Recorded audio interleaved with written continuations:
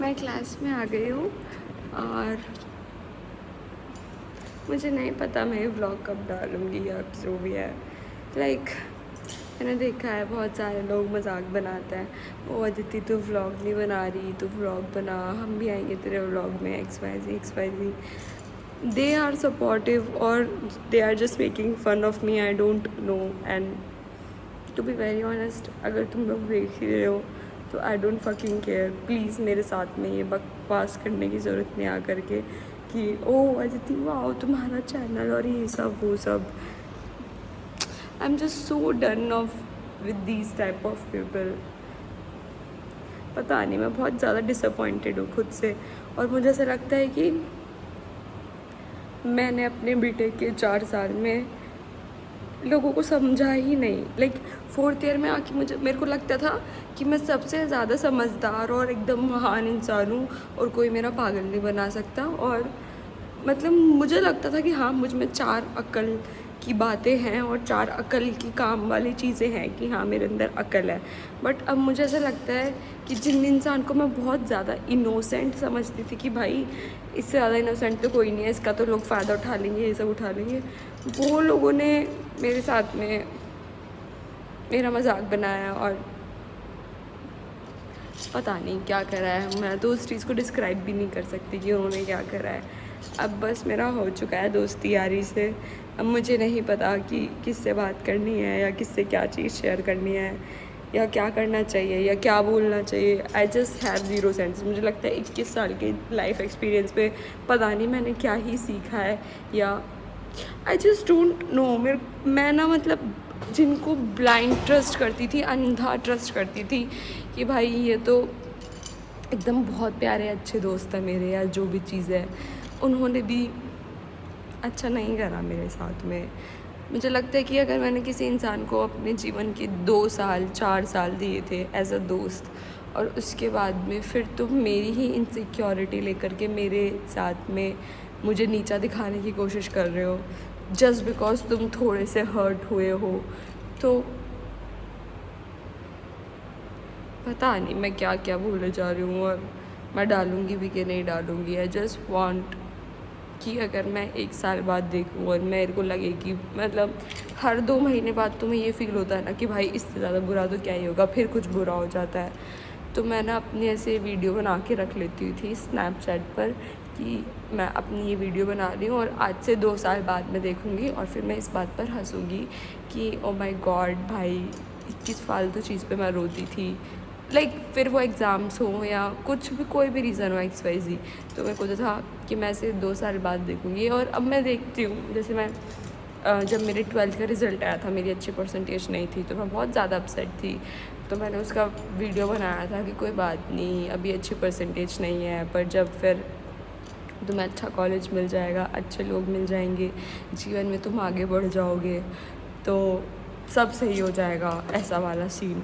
फिर उसके बाद में अब मैं देखती हूँ अपनी वो 3 साल पुरानी वाली अदिति को, तो मुझे लगता है कि भाई क्या फालतू चीज़ पे मैं रोती थी। और इट्स ओके, कोई बात नहीं, रोना जायज़ था बट इतना रोना वो जायज़ नहीं था और उससे बुरा तो अब हो रहा है मेरे साथ। तो मैं हर अपने दुखी कहानी का एक व्लॉग टाइप का बनाती हूँ ताकि बाद में देख सकूँ और ये फील करूँ कि भाई तू इस दुख से आगे निकल गई तो और क्या ही दुख है तेरी लाइफ में। मतलब मेरे को ये लगता है कि तुम्हें क्या चाहिए, रोटी कपड़ा मकान, और वो सब तुम्हारे पास में है। हाँ बस लोग होते हैं जो तुम उनसे उम्मीद लगा के बैठते हो कि ये मेरे सच्चे दोस्त है, प्यारे दोस्त है और एकदम ही बहुत ही अच्छे दोस्त हैं, और फिर उसके बाद में वो दोस्ती काम नहीं आती है, वो छोड़ के चले जाता है या मिसअंडरस्टैंडिंग हो जाती है या कुछ भी हो जाता है, बहुत दुख होता है। तो पता नहीं यार, मतलब मेरा ऐसा हो चुका है कि मैं रायते की तरह बहुत गंदी तरह से फैल चुकी हूँ और अब बस मुझे यह है कि भाई मुझे कोई समेट लो, मुझे कोई कुछ मोटिव नहीं दिख रहा। मैं 1 महीने से रगड़ करके पढ़ रही थी अपने इंटरव्यू के लिए, लिटरली मैं 12-12 घंटे पढ़ती थी। इतना मैंने अपने पूरे बीटेक में नहीं पढ़ा जितना मैंने उस टाइम पे पढ़ा। और उसके बाद में अब मुझे लगता है कि क्या ही पढ़ा भाई, इंटरव्यू क्लियर ही नहीं हुआ मेरा, पता नहीं हुआ कि नहीं हुआ, क्वेश्चन सॉल्व नहीं हुआ, इंटरव्यू अच्छा गया तो आई थिंक इंटरव्यू क्लियर नहीं हुआ। तो मैंने डिसाइड करा है कि मैं एक, पहले तो मैंने सोचा था कि मैं इसको अपने व्लॉगिंग चैनल पर डालूँगी, but I think I should make a new channel और जिसमें मैं सिर्फ DSA और पढ़ाई की बात करूँ और रोज़ अपडेट दूँ और तुम लोगों से रोज़ अपडेट लूँ, ताकि हम लोग मिल करके, मी एंड माई व्यूअर्स मिल करके कुछ तो अचीव कर लें, क्योंकि भाई रोने से तो कुछ होगा नहीं। It's life only, you have to accept everything. Like जो भी तुम्हारे साथ होता है, तुम्हें लगता है कि भाई इससे ज़्यादा बुरा क्या ही होगा, और 2 महीने बाद उससे और ज़्यादा बुरा हो जाता है। तो मुझे लगता है कि मुझे रोने गाने की जगह मुझे करना चाहिए। ओवर थिंकिंग को दूर करने का सबसे बेस्ट तरीका है कि तुम कुछ करने लग जाओ। अगर तुम्हारा दिमाग ख़राब हो रहा है, सड़ रहा है, या तो तुम सो सकते हो या फिर तुम कुछ काम करने लग जाओ, पढ़ने बैठ जाओ, DSA का क्वेश्चन सॉल्व करने लग जाओ। जब मेरा बहुत ज़्यादा दिमाग ख़राब होता है ना, तो मतलब मैं क्या करती हूँ कि यार मतलब नींद नहीं आ रही और दिमाग ख़राब हो रहा है, तो मैं कुछ एक ईजी मीडियम, मतलब ईजी साइड्स होते हैं पर ईजी में भी कुछ कुछ मीडियम लेवल के क्वेश्चन आ जाता है, तो मैं वो ईजी मीडियम वाली प्रॉब्लम उठा लेती हूँ और अपने दिमाग में वो चलाती रहती हूँ। अभी बोल रही थी रन करती रहती हूँ, वो अपने दिमाग में चलाती रहती हूँ प्रॉब्लम की, इसका सोल्यूशन क्या होगा, इसके एज केसेस क्या होंगे। तो उससे मुझे मेरी एंजाइटी से रिलैक्सेशन मिलता है। तो आई थिंक तुम लोगों को भी ऐसे करना चाहिए, तो तुम लोगों को भी काफ़ी रिलैक्सेशन मिलेगा। और यस, आई हैव डिसाइडेड कि चलो मुझे नहीं चाहिए व्यूअर्स और मुझे नहीं चाहिए कि कौन है क्या है, but I want my daily progress. और मुझे लगता है कि मेरे को अपने यूट्यूब चैनल पे एक DSA प्लेलिस्ट करके डाल देना चाहिए। जिसको जुड़ना होगा मेरे साथ वो जुड़ लेगा, जिसको पढ़ना होगा मेरे साथ में वो पढ़ लेगा, नहीं तो इन द एंड मेरा तो फ़ायदा हो ही रहा है।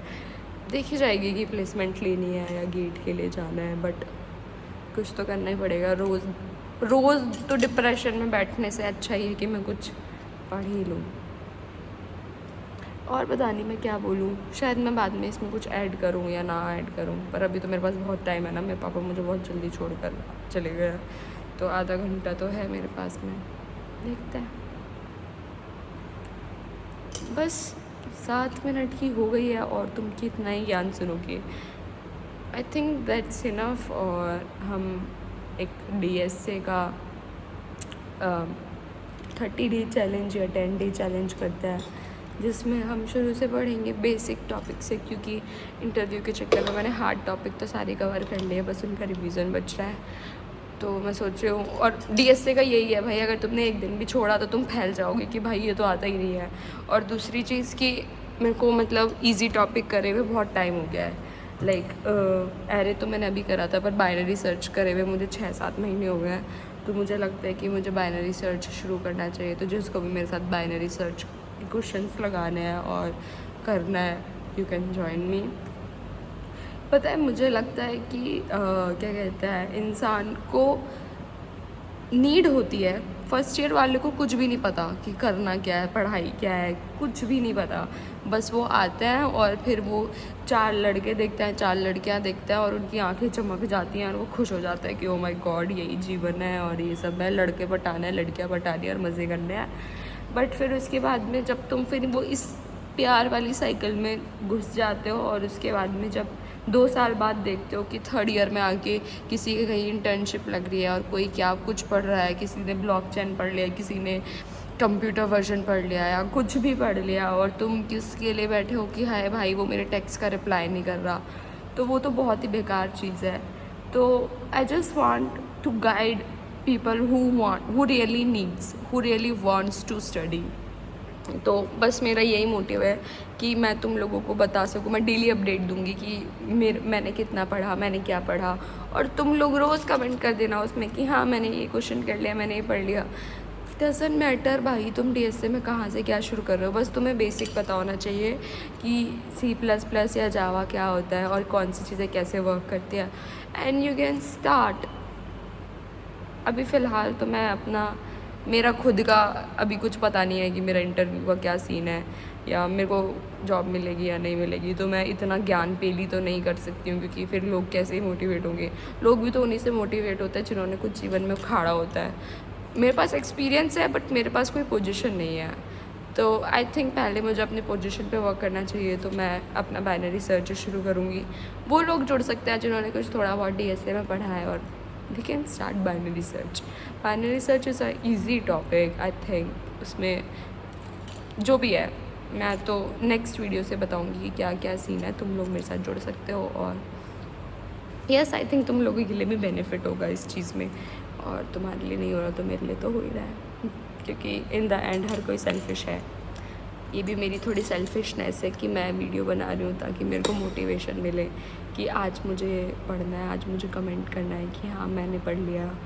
और जितने भी मेरे फ्यूचर में सब्सक्राइबर होंगे और वो कमेंट करेंगे इस चीज़ के लिए कि हाँ मैम मैंने भी पढ़ लिया है, तो वो भी एक अच्छा मोटिवेशन मिलेगा मुझे. I think that's enough for this video. And binary search का वीडियो जल्दी आएगा. Stay tuned. बाय.